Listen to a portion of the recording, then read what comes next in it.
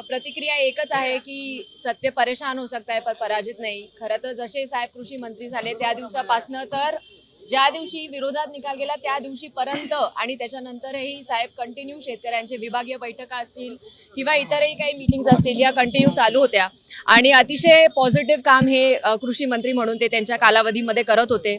मात्र या निकालामुळे थोडा किती नाही म्हटलं तर एक सेटबॅक आम्हाला बसलेला होता।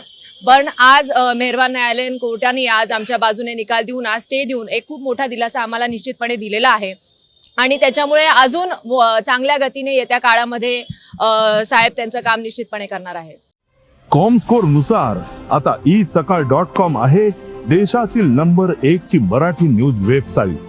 प्रत्येक अपडेटसाठी isakal.com ला नक्की भेट द्या। आता तो जो प्रोसेस आहे त्याबद्दल माझ्या मते आमच्या वकिलांनी ऑलरेडी त्याच्याबद्दल पूर्ण माहिती मीडियाला दिलेलीच आहे आणि जसं जसं निकाल लागत होता जसे हिअरिंग्स येत होते त्या बाबतीत कंटिन्यू भिडे सर येऊन त्यांना आपल्याला सगळं मार्गदर्शन करतच होते। त्याच्यामुळे मी त्याच्याबद्दल जास्त बोलणार नाही। मात्र आज आमच्या सगळ्यांसाठी अतिशय आनंदाचा दिवस आहे कारण की येत्या काळामध्ये शेतकऱ्यांसाठी आमच्या डोक्यामध्ये आमच्या विचारामध्ये अनेक वेगळ्या वेगळ्या योजना आहे आणि त्या आता आम्हाला इम्प्लिमेंट करण्यासाठी एक चांगली संधी मिळाली आहे। हस्तक्षेप याचिका या सगळ्या दरम्यान दाखल झालेल्या होत्या, मुक्तींच्या संदर्भामध्ये काय आपलं म्हणणं? त्याच्या बाबतीत मेहरबान कोर्टाने त्यांचं ऐकून घेतलेलं आहे। त्यांचं काय से होता तो पण मेहरबान कोर्टाने दिलेला आहे।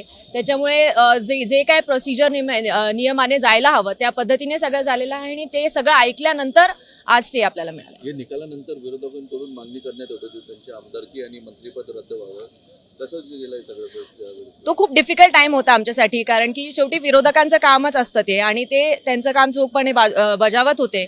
मात्र एवढ्या वर्षानंतर आज 25-30 वर्षाच्या तपस्येनंतर दादांच्या माध्यमातून मंत्रिपद मिळालं होतं आणि काम सुद्धा अतिशय चांगल्या पद्धतीने चालू होतं आणि सुरुवातीच्याच काळात असं काहीतरी धक्का बसणं हे आमच्यासाठी सुद्धा अनपेक्षित होतं।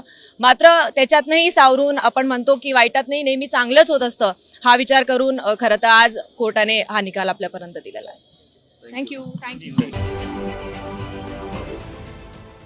देश विदेशातील प्रत्येक घडामोडींचे लाईव्ह अपडेट मिळवण्यासाठी आता साम टीव्हीच्या सर्व सोशल मीडिया प्लॅटफॉर्मला लाईक, फॉलो आणि सबस्क्राईब करा। तसंच सर्व नोटिफिकेशनसाठी बेल आयकॉन प्रेस करायला विसरू नका।